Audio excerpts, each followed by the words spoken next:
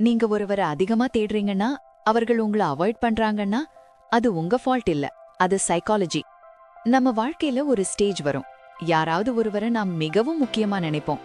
அவர்களிடம் பேசணும், அட்டென்ஷன் வேணும், கேர் வேணும். நீங்க அதிகமா முயற்சி பண்ணினா அவர்கள் தூரம் போயிடுவாங்க. ஏன் இப்படின்னு தெரியுமா?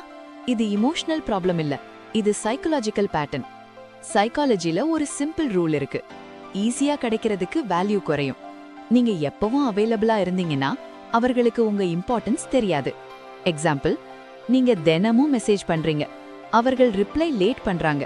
ஆனா நீங்க ஸ்டாப் பண்ணீங்கன்னா அதே பர்சன் தான் உங்களை தேட ஆரம்பிப்பாங்க. மனித மனசு எப்படி வேலை செய்கிறது தெரியுமா? What we chase runs away, what we ignore comes closer. நீங்க ஒருவரை சேஸ் பண்ணினீங்கன்னா அவர்கள் சப்கான்ஷியஸ் மைண்ட் என்ன சொல்லும்? இவங்க ஆல்ரெடி கிடைச்சிட்டாங்க, எஃபர்ட் வேணாம். அதனால தான் அவர்கள் ஸ்லோலி இன்ட்ரெஸ்ட் லூஸ் பண்ணுவாங்க. Over attachment danger. நீங்க ஒருவரை ஓவரா கேர் பண்றீங்கன்னா உங்க செல்ஃப் ரெஸ்பெக்ட் குறையும், உங்க டைம் வேஸ்ட் ஆகும், உங்க இமோஷன்ஸ் டேமேஜ் ஆகும். முக்கியமா அவர்கள் உங்களை ஃபார் கிராண்டட் எடுத்துக்குவாங்க. ஒரு ரிலேஷன்ஷிப்ல பவர் யாரிடம் இருக்கும் தெரியுமா? லெஸ் இன்ட்ரெஸ்டட் பர்சன் கிட்ட தான்.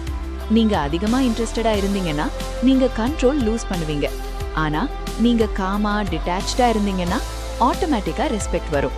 அப்போ என்ன பண்ணணும்?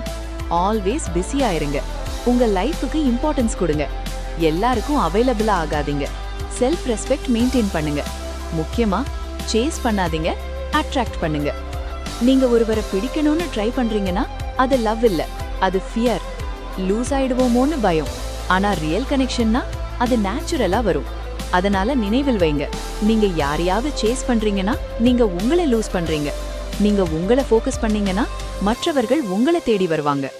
இந்த வீடியோ உங்களுக்கு யூஸ்ஃபுல்லா இருந்தா லைக் பண்ணுங்க, சப்ஸ்கிரைப் பண்ணுங்க.